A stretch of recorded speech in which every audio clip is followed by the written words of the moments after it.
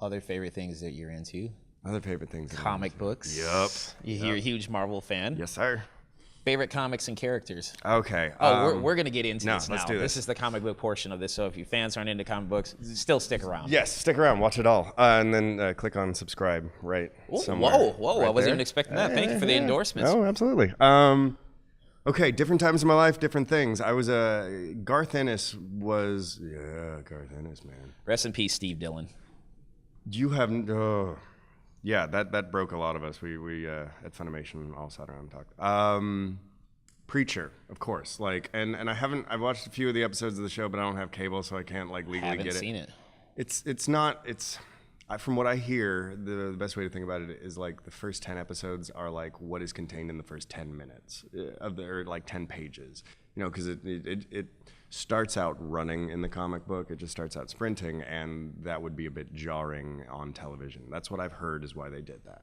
But Preacher to me was religious. Like I have sat people down and gone, okay, I'm going to give you these 2 volumes. You're probably going to give these back in like a day or 2. Do not bend these. Do not mess this up. If you hurt this, you buy me another. This is my Preacher. I love Preacher. Now, then all of his work with Punisher. I followed him for a while. His stuff with Punisher. John St. John, ladies and gentlemen. Oh, hello, John, in the background. How you doing?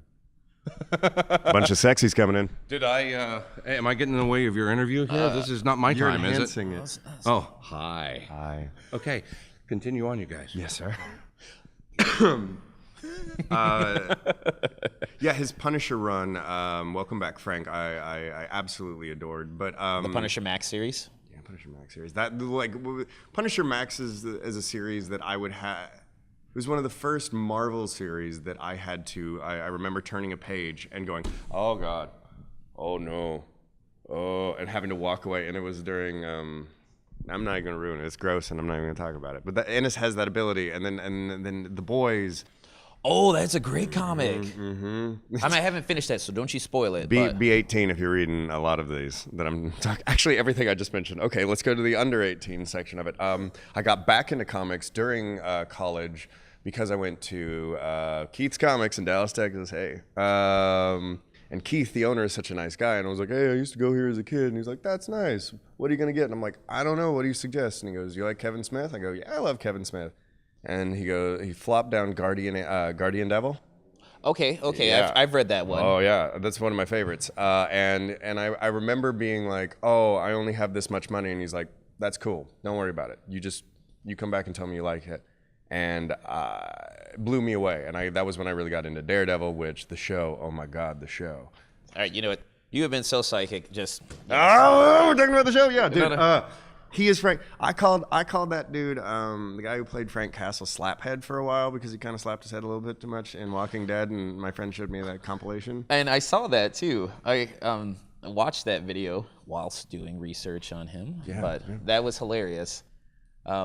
But Punisher got his ass so beat good. so much in that show. Well, I mean, you're going up against Murdoch, and Murdoch's got all that awesome training. And I was like, you just got over having a black eye. Welcome back to having now 2 more instead. so good. Actually, a separate Punisher moment. Have you seen Punisher Warzone? The one with I think his name's Stevenson. Sure, yeah. The one that had Jigsaw and Yeah. Looney Bin Jim. Do you remember how he popped his nose back in? That's one of those like images I never get out of my head when I think about Punisher. Is when he put that pen. He goes in the rearview mirror. He sticks a pencil up his nose. See, I thought that movie would have been great. And I'm not pulling that like, oh, it's not following proper canon. It's not, but I think it attacked. Sorry, go ahead. Looney Bin Jim. That was the only person that I had an issue with in that whole movie because he was the director actually ended up making a part for that actor. Looney Bin Jim wasn't originally supposed to be a part of that movie. I was trying to remember. Yeah. It was Jigsaw's crazy brother.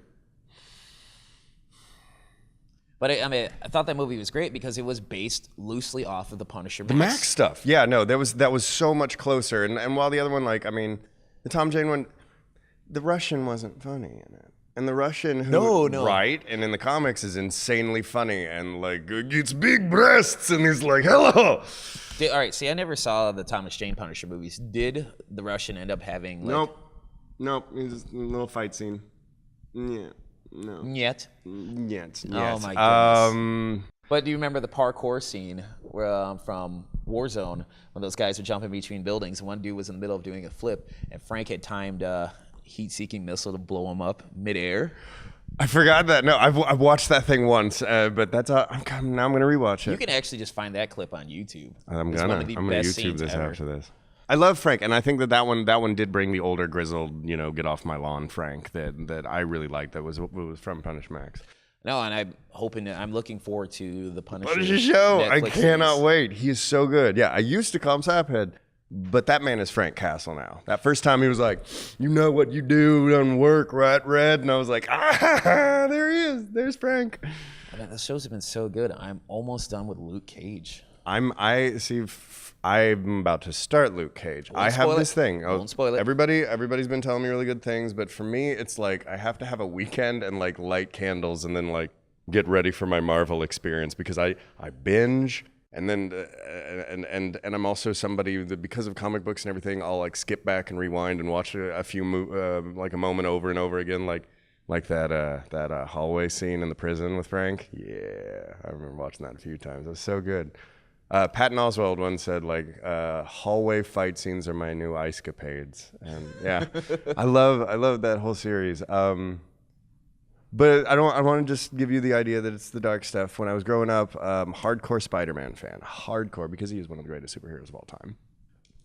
Then, as I got a little bit older, Captain America became my guy because he's, the person that you want to aspire to be, that good and all-American kind of guy. And then Venom and Spawn, and I went down a Spawn path during like heavy metal for a while, and yeah, The old Image comics. yeah, man, I loved it. But I was going to a Lutheran school, and I was like, comics about heaven and hell, death, ripping. Because when you're a teenager, you got a lot of hormones and you're angry. You ever check out Transmetropolitan by Warren I Ellis? love Transmet. I read the first 2 volumes of that, and then I was a cheap college student and fell off. But like, yeah. You have to go back and finish that if you haven't.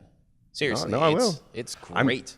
Okay, here's what I'm doing right now, and this is why I'm a little afraid to take on any new series because I have decided this is what I'm going to do. I am reading everything in the Marvel now up until present. So from 2012 to present, I am reading all of it on the Marvel Unlimited app because I love the Marvel Unlimited app. That is insane. It's a thing, and like you'll be like, I haven't. Okay, I'm reading all the new Avengers stuff, and then Avengers, and then you go through. It's hard to find a continuity, but there are some out there for like, which one do you read? Wolverine and the X-Men first, all new X-Men, and all that. And so I'm trying to go through everything till current because I want to be current, and I'm really looking forward to. Are there any characters that you would like to see get the Netflix treatment? Magneto, but I'm a big Magneto fan. Okay. He'd be really interesting, dude. They did a lot of cool noir stuff with him. Okay, because it's like I don't know if they can do the gritty tone with Magneto set in a regular. Did you read Magneto? Is it like a recent? Vaguely. It's post A versus it? X. Oh, I don't know. No. See, Dude, as I that's said, how deep I get into comics, like writers and artists. Like if I recognize something like Greg Rucka, I'm like, okay, I'm gonna pick that up. No, right absolutely. Yeah, and I say Brubaker, and I'm like, what up? And Brubaker too. Ed Brubaker. Yeah. is amazing. his Captain America stuff was mind blowing. Just absolutely just keep doing that forever. Have you ever read any of his? Oh my God, I forgot the name of it, but it was like I think it's through Image or Vertigo. I'm brain farting here, folks. It's okay. I've been doing that this entire interview. Don't worry about it. Where it had monsters that were existing in real life, but they were hidden from society, and like it was like a mystery thing. This sounds like an anime. I like it.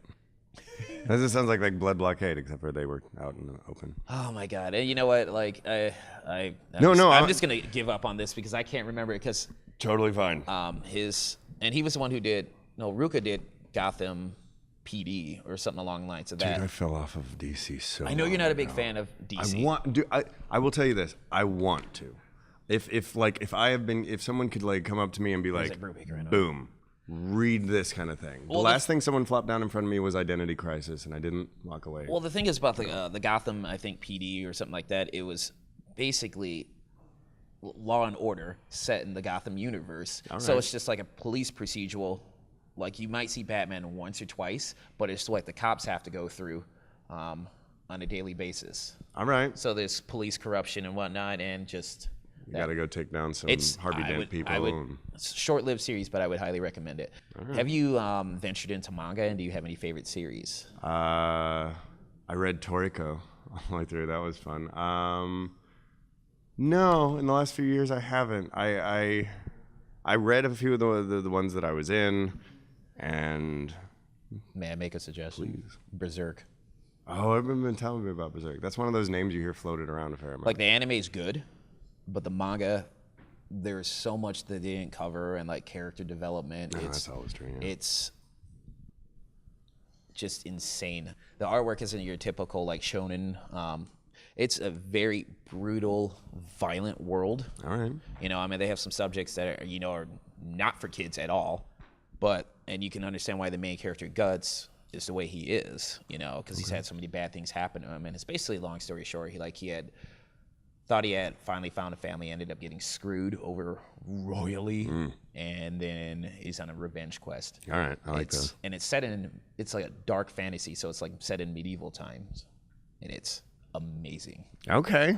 I would highly recommend that. Dig that. All right. So as we're wrapping, You're going to need up, to repeat that later, and I'm going to have this whole list that I go home with. Oh no, dude, I can just tweet it out to you or something. Thank you. As we're wrapping this up, what is something new that you're working on that you can talk about? I guess Dragon Ball Super. Dragon Ball Super.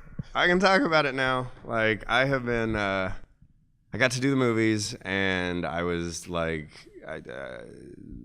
elated, just absolute joy, like just being told by Chris Abbott, hey man, I'm going to put you in this movie, Battle of Gods. Lost it, called my family. My brother goes, do you get to fight Goku? I got all sad about it and said no.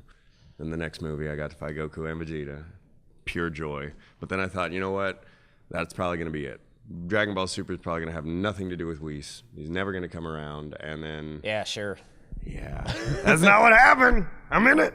And as a fan, and like as we started out when we were talking about this, that was the first bit of anime I ever watched, and I still have all the action figures. And to be a part of it, and for at least like 40 some odd episodes, I'm the strongest, is just the coolest thing for me. And I love Whis. I'm one of the only people who can do a Dragon Ball session and then like go do a commercial session and afterwards, because everybody else has to scream until they bleed. And I don't raise my voice past this. Okay, if people wanted to find you online, where could they go? You can go find me on Twitter at Ian Tweeting. I need to tweet more, but that's where you can find me. All right, and what would you like to say to your fans? Thank you for supporting anime, and thank you for...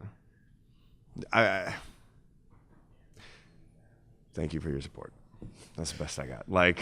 It means a lot when we come to these cons. It's overwhelming and wonderful, and thank you. And thank you all for supporting Funimation and everything we do, and that's how we get to keep doing it. So thank you. Keep it up and keep rocking. Final question. I mean, Yes, I've sir. been pondering this for quite some time. for it. What is Space Dandy's favorite thing in the whole wide world? Booty. All right, folks, this is Joe from MIGeekScene with Ian I was about to say St. Clair, but it's not St. Clair. I get it's that. Sinclair. It's Sinclair. From Youmacon. Take it easy.